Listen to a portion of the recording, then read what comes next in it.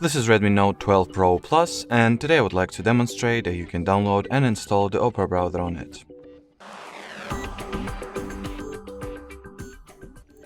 So to begin with, you will need to launch the Google Play Store app, make sure that your device is connected to Wi-Fi, then sign into your Google or Gmail account if you haven't previously.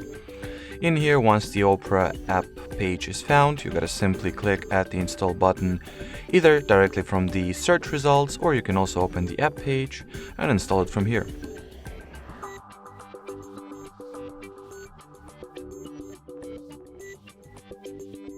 After that, you can go ahead and launch the app.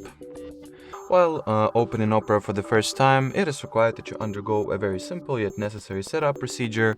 So first of all, tap at the blue continue button, then choose whether you would like to set Opera as your default browser app right off the bat, or you can absolutely skip this step.